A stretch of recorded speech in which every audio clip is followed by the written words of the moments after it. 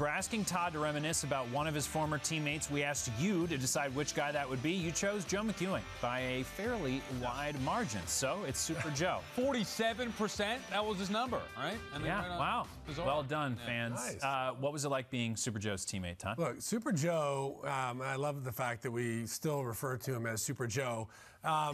He was one of the most energetic,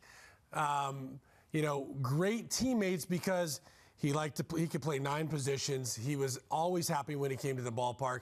He was chewing tobacco, letting it drip down his face, catching bullpens. That sounds kind of gross. Yeah, I know. Well, that was in those days. But listen, the one thing that you could count on with Joe is he was ready to play every single day, no matter if he was in the lineup, which most of the time he was not.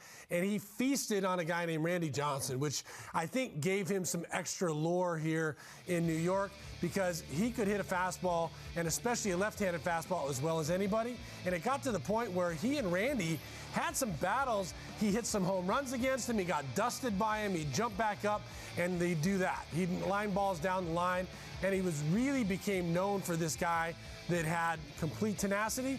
But I think from the perspective of him as a fan favorite, he was a small guy, not a guy that would have ever been a prospect. Nobody would have expected him to be a big league player, and he stuck around for a long time because of his tenaciousness, because he could play every position, and because he just get under the skin of somebody like Sal here by being out there every day and being called Super Joe. By the way, that whole team owned the big hit that year. Did you see those? You were 2 for 6 off of them.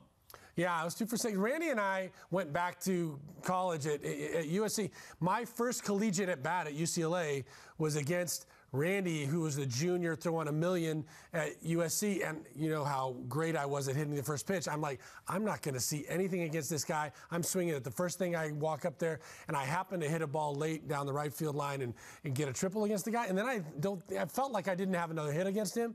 But that year that we had a lot of rivalry against him, he struck me out and came walking off the mound and was jawing at me. And we've known each other 20 years. Why are you doing this to me? And I got a base hit finally later in the game. And I think I'm like, okay, thank goodness. Back to Joe McEwing, Sal. Yeah. What was your opinion of him as a fan?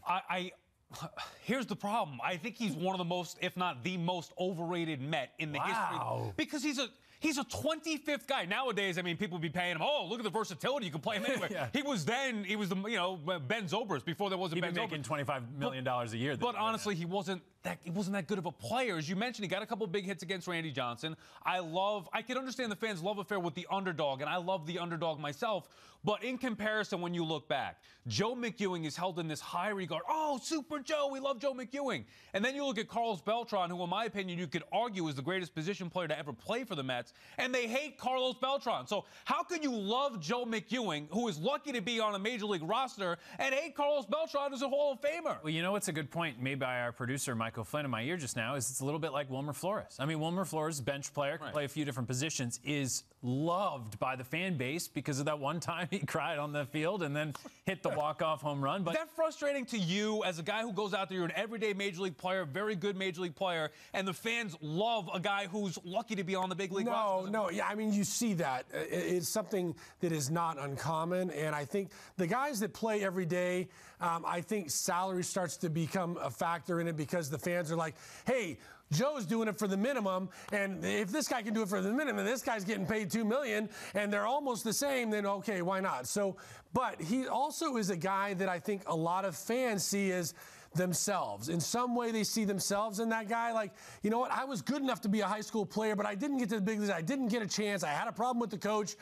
Whatever it was that derailed them. And Joe is kind of that guy that speaks for all those people that really wish they could have done it. And he has enthusiasm every time he's out on the field, which I think translates to the fan base. Look, I went to a lot of games, paid to go to a lot of games those years, and I look up at Shea Stadium scoreboard, and I see 47 in the lineup. I was not thrilled. I was not one of those fans who was clamoring for Super Joe McEwing. I know Joe McEwing's been on Robin Ventura's staff. I know he interviewed for the Mets job. Did you see him when you were his teammate that he could do that? 100%. He was going to be a gamer. He was a lifer in this game. He analyzed the game as it went on, and I could totally see him coaching until he can't get on the field anymore.